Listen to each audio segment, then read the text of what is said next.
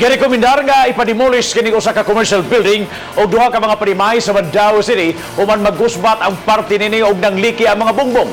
Ang gitumbo kay hinungdan sa pagpangliki mo ang construction sa tabad sa yuta nga tukuran og bagong building.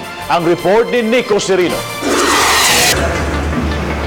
Tataw kining namugna nga danyo sa usa ka commercial building sa Maydan AS Fortuna, Banilad, Mandaue City. Ang building nga giokupahan sa usa ka service center sa mga ligid sa sakyanan daw sa midahirig na. Dakong parte sa edipisyo nang liki og nagabok ang pundasyon. Giabandonar na ang maong building sa okupante niini. Nang liki na siya. Sa semana labay. Oo. Ya. Nakadako sige na siya lihok ba? Siya lihok. Ang yuta. Ya, gahapon sa minita po ani. Martis, ni nabukak lang kalit ni collapse ang kuan.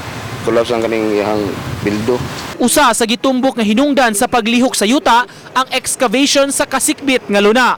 Usa ka high-rise building ang pabarugon sa dapit apan giingong nahumok ang yuta nga gibarugan sa mga istruktura sa tupad niini.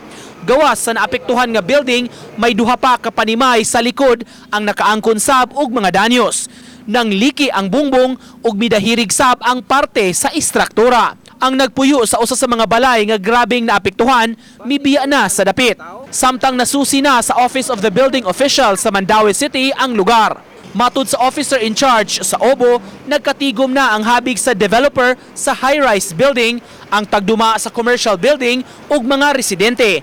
Gipabalhin una ang mga okupante sa building ug sa duha ka mga balay nga girekomendar nga ipademolish na. Ang developer sa bag-ong building misaad nga moabaga sa gastos sa demolisyon ug sa construction sa hulip nga mga edipisyo. Namot natong gipa-fast track ang ilang demolition permit. So kay dili na gid siya safe. So hopefully this afternoon na to ilahang demolition permit so that they can start undertake the demolition as well as the restoration of the building na affected. So they are willing to shoulder. I-monitor sa OBO ang kalambuan sa dapit aron malikayan ang aksidente. Gipasirhan sab ang usa ka lane sa maong kalsada aron di maamong ang mga mangagi. Aminado sila that ang naka-trigger man gyud sa soil nga nihumok is ang ilang excavation. But nganang medyo nahumok siya tungod sa drainage, but the excavation itself mo'y naka-trigger. Uban ni Godfrey Relien, Nico Sereno, Balitang Bisdak.